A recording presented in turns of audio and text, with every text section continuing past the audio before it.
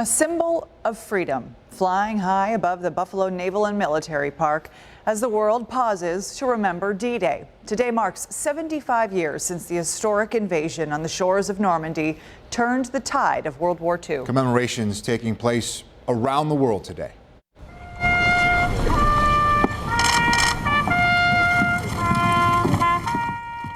As taps played, world leaders President Trump and French President Macron stood side by side for this moving tribute to the thousands of soldiers who paid the ultimate sacrifice.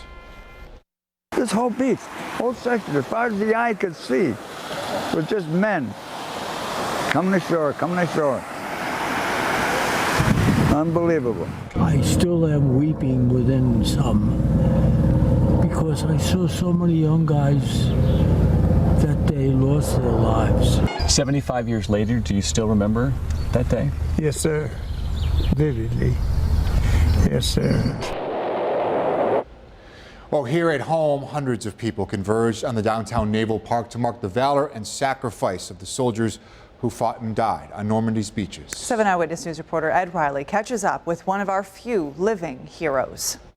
One of the guys that graduated with me never made it to shore. He got hit while he was still in the water and was killed, 75 years ago, the free world held its breath as Allied troops swarmed ashore at Normandy, France. Olean U.S. Army veteran Charlie Brown, aged 94, remembers it well. He was part of the invasion force stationed in southern England. Of course, we had all our equipment waterproofed. Brown's Field Artillery Unit delayed deployment because of fear the big guns would be easy targets, something Brown thinks saved his life. I was lucky. I could tell you that after I see some of these soldiers and what they went through. But Brown's unit did go ashore at Utah Beach a few weeks later. A scary experience for the 18-year-old soldier who still remembers those first sights of war. And it's starting to get dark, and I thought, I wonder how many hedgerows those Germans are away from us. Richard Ross, age 20, was in the first waves to assault Hitler's Fortress Europe. These were kids. These were people who were fresh out of high school. The veteran is no longer with us, but his granddaughter Shannon and her family cherish his military medals in this New Testament,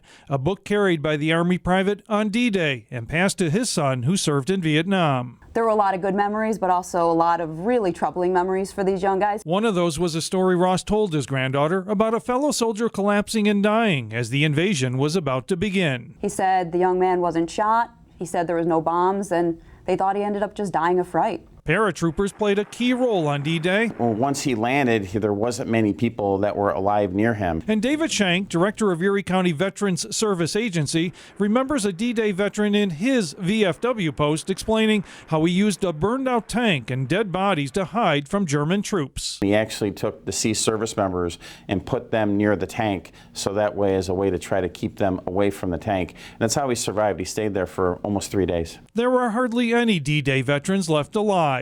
And that's why it now falls to those who knew these heroes to carry their stories into the future. When I went past the Statue of Liberty, I thought, will I ever come back again? Ed Riley, 7 Eyewitness News. May we never forget.